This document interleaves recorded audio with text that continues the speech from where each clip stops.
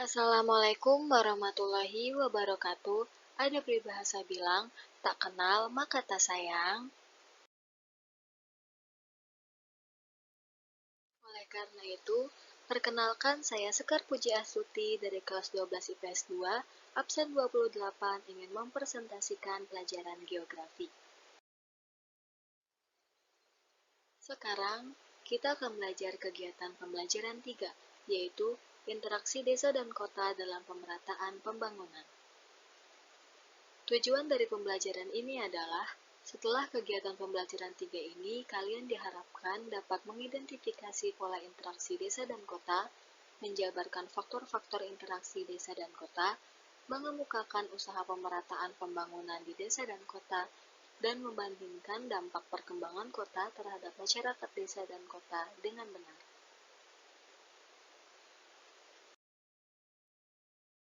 Sebelumnya, kalian tahu nggak sih apa itu interaksi? Interaksi adalah terjadinya kontak antara dua wilayah atau lebih dan menimbulkan suatu kenyataan yang baru dalam wujud tertentu. Antara desa dan kota, keduanya memiliki peranan penting dalam pembangunan, baik di bidang tenaga kerja, sumber daya alam, bahan pangan, dan komoditas keduanya saling berinteraksi untuk saling dukung. Dan ini merupakan gambaran interaksi antara desa dan kota. Yang pertama, faktor yang mempengaruhi interaksi desa, kota, dan dampaknya. Interaksi antara desa dan kota terjadi karena adanya perbedaan kebutuhan dan potensi yang ada di kota dan desa. Faktor yang mempengaruhi interaksi desa-kota terbagi dua, yaitu faktor pendorong dan faktor penarik. Faktor pendorong dan penarik penduduk desa kota. Faktor pendorong penduduk desa kota terdapat 5 faktor, dan faktor penarik penduduk desa kota terdapat 4 faktor.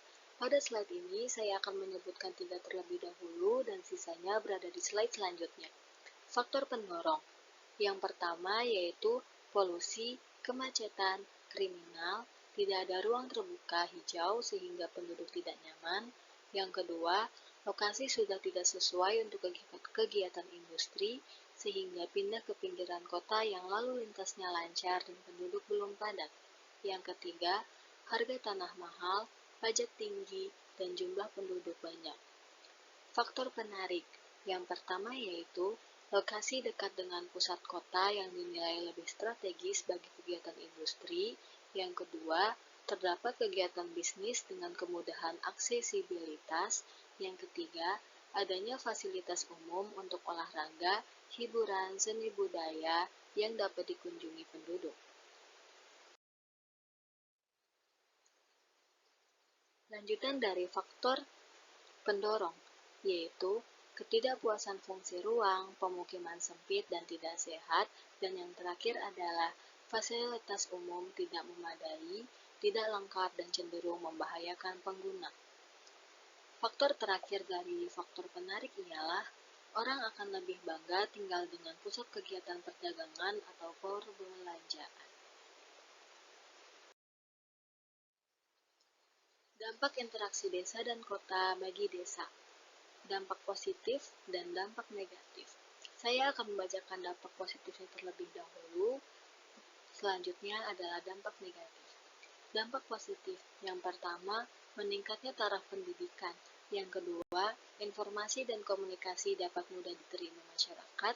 Yang ketiga, pembangunan infrastruktur di desa sehingga memudahkan aksesibilitas. Dampak negatif, yaitu modernisasi pengaruh kota telah melunturkan orientasi petani sebagai mata pencaharian. Yang kedua, siaran televisi dapat mempengaruhi sikap masyarakat desa untuk hidup konsumerisme dan kriminalitas. Yang ketiga, tenaga muda di desa lebih tertarik bekerja di kota daripada menjadi petani. Slide selanjutnya adalah lanjutan dari dampak positif dan dampak negatif. Dampak positif terdapat di sisi sebelah kiri dan dampak negatif berada di sisi sebelah kanan.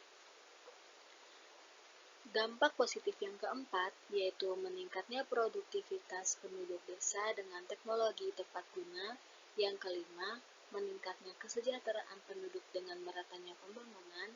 Yang keenam, berkembangnya organisasi di desa yang bertujuan untuk mengembangkan dan meningkatkan kesejahteraan penduduk.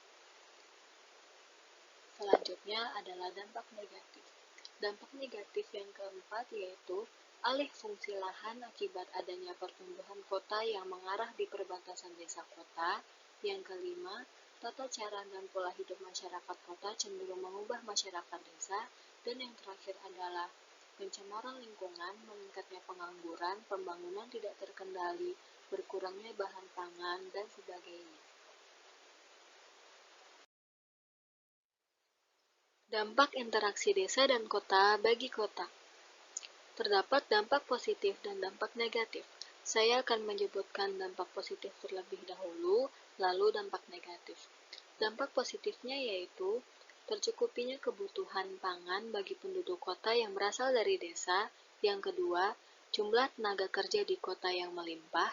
Yang ketiga, produk-produk kota dapat dipasarkan di desa. Yang keempat, peluang untuk berwirausaha yang luas.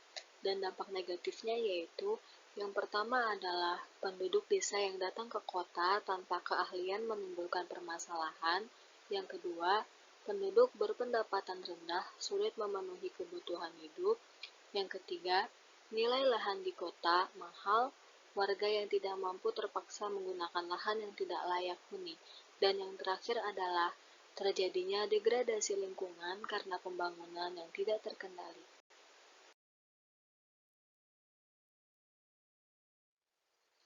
Perkembangan dan pertumbuhan suatu daerah berkaitan erat dengan interaksi dua wilayah atau lebih.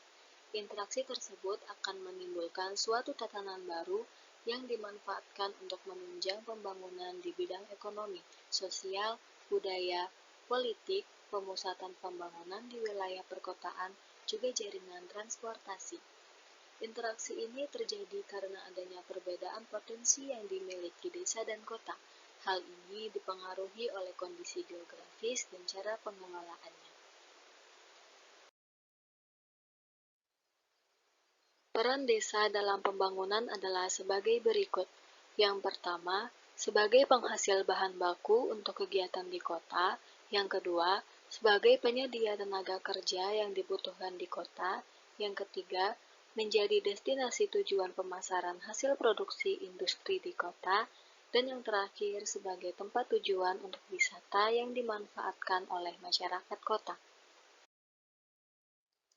Peran kota dalam pembangunan adalah yang pertama sebagai pusat pendidikan yang dibutuhkan masyarakat desa, yang kedua sebagai pemasok barang-barang industri yang dibutuhkan di desa, yang ketiga sebagai pusat pemerintahan berbagai kebijakan yang diambil dalam mempengaruhi pembangunan desa, dan yang terakhir sebagai pusat informasi dan perkembangan teknologi yang hasilnya dibutuhkan oleh desa.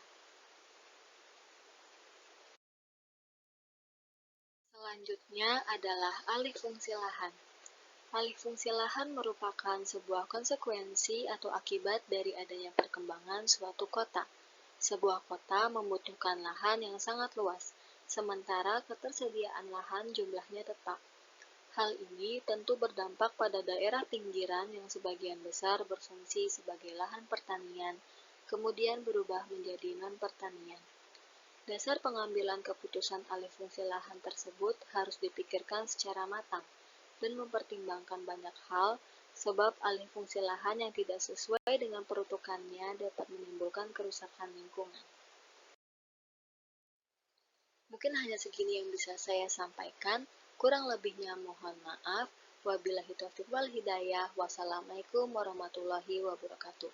Terima kasih, sampai jumpa dan sehat selalu.